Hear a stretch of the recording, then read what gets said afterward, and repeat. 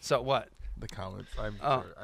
There was someone I'm that's completely- been pretty consistently saying that there is no accommodation for violence. for violence, and that Christ rebuked that. And then he was saying that, well, he was speaking from a personal experience, saying that he rebuked some intruders invasion. and they left. They rebuked him with the word. Yeah, good for you. So very proud of you. So, but let's be real here and let's not be buffoons. Okay, you live in a fallen world. There are evil people in this world who have evil intentions. Okay, and so God's law, not our emotions, have to be the standard. And right now, sir, I would say it sounds like off the cuff you're being ruled by your emotions and not Scripture. Because if you set up a standard that says that we're not allowed to do violence to another human being under any circumstance, then what you're doing is you're making God look like a sinner. Because if your standard of piety is don't do violence ever to any other human being, then you make God look like a sinner. So again, if I adopt your emotionally laden position that is not based on Scripture, and I say, okay, great, I'll adopt that, to perpetrate violence upon other human beings is actually wrong always, then what I would say is, again, now we go to the Bible and we see what kind of a fallacious suggestion that is, because now it looks like God's a sinner, because he's telling people in his law that if somebody breaks into your house and you kill them in the process of them coming in to possibly present a mortal threat to you, you are in fact not guilty. That is a just and righteous thing to do. Or, for example, when we read the Psalms, and it says Psalm 144:1, "Blessed be the Lord my rock, who trains my hands for war, my fingers for battle."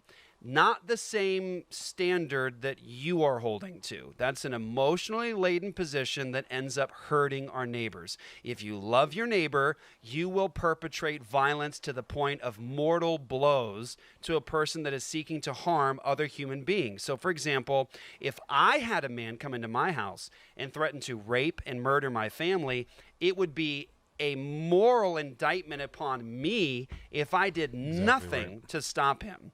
So I would say that you, sir, are following a position that, call it emotional, don't call it biblical. Because again, if we adopt that pietistic standard that you've created, the Bible ends up looking like the heroes of the Old Testament and even the New are all sinners, and especially God, when he's commanding people to actually perpetrate violence upon evil people, that God himself is in sin. So what I would say is, number one, read your Bible. Number two, stop living based upon your emotions. This kind of thinking is destructive to the Christian faith. And I will say also, if you want to see the perpetration of violence upon an image bearer of God as a just act in the New Testament, I can give you examples. But how about this one? In Acts 25, the Apostle Paul is on trial, and he actually says, this is after the resurrection of Jesus, after the ascension of Jesus, he says in a trial, he says, if I've done anything worthy of death, I don't object to dying. That's the inspired apostle after the resurrection of Jesus Christ. New covenant is fully in force, saying in a trial that if you need to perpetrate violence upon me as a human being to the point of death because I deserve it, then I don't object to dying. So that's the Apostle Paul, a fairly reliable witness on that point. And somebody did say in the comments there a moment ago, they said, what about when Jesus says, those who live by the sword die by the sword? Yeah. I fairly recently did a whole sermon on this. Yeah. I think it's somewhere in our thing here. I'd encourage you to go look at it. It's Jesus, Weapons, and War. And I would really challenge you, if you are a Christian pacifist or you have those tendencies, to go and listen to that message, listen to it with an open mind, listen to it with an open Bible. But it's really important that you actually read Jesus in context there, and we don't just go quote mining through Scripture for pacifist verses, because that verse actually comes on the heels of Jesus actually telling the disciples to go buy a sword. He tells them to go buy a sword, and because he's going to send them on a mission, and they're going to need a sword. Now, I just want to say, in those days, swords weren't used for cutting butter or for doing laundry. The swords were used to kill people. And so Jesus tells his disciples, go get a sword. And then they find one and go, we found one. And he says, that's enough. Now, oddly, shortly after that, Peter then goes to lop somebody's ear off and strike a man who did not present a mortal threat to him. Also, Jesus told them, this is what I've come to do. So when Jesus tells them, if you live by the sword, you're going to die by the sword, because that's the punishment of murder, capital punishment. And so in context, Jesus is not saying Christians no longer use swords to defend yourself. He literally just told them to buy a weapon to Right. defend themselves, and they found it, and he said, it's enough. That's the one. And so, by the way, why did Jesus have the sword on him when Malchus comes and gets his ear cut off there in the right after the garden? Why did Peter have the sword? Because Jesus told him to get one. So he has the sword because Jesus told him to get a sword, and the sword was used for self-defense, for killing. That's what the sword was used for. Again, it's not for butter. So, Yeah, I was just going to say a couple things. One, this person that we're talking about said, "What about thou shalt not murder?" Yeah, that's what it says. It doesn't say thou shalt not kill. murder. But they said Christians shouldn't be soldiers unless they are soldiers of God, and our sword is the word. Makes you want to slam my head through the wall. The inability, listen, brothers and sisters. The person we've been talking. I mean, It's I all think the same this person. is still a good conversation. It's very good, yes. And yes. that's why we're having it. But Yeah. just so you know, the person who we're speaking to is not listening at No, all. they're not. They're Right. completely- And that's Right. you So, know. well, for the other So listeners, that's for other people. For the Yeah, other this is for other listeners people. who are concerned, this just goes to show an inability to think in categories. It is a major failure of Christians in the 21st century West, the ability to think in categories. You've got a category over here of just war. Something that is just, something that is righteous.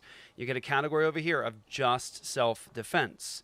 And then you've got a category over here of the spiritual realm where God uses those categories of actual just warfare and righteousness and soldiers and fighting and all that stuff. And he takes those things and he applies them over here to the spiritual realm of being a soldier for Christ and using the word of God. Because those are two categories. Those are two places that you work in. But don't forget, you don't live just in a spiritual world. You live in a physical world and you live in a fallen world where there are evildoers who seek to take the lives of others.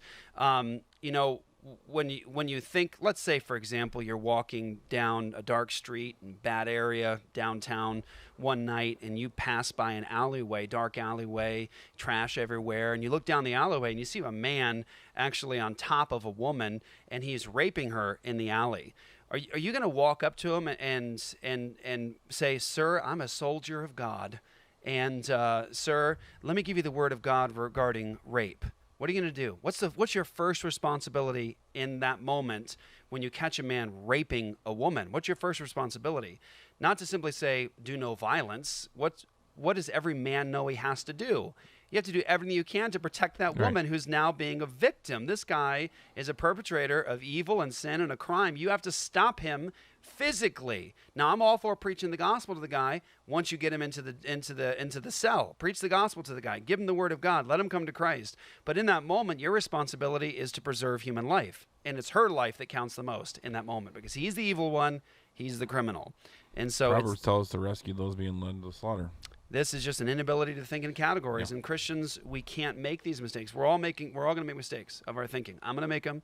We're going to make them. But we shouldn't revel in our ability to make mistakes in categories and in thinking.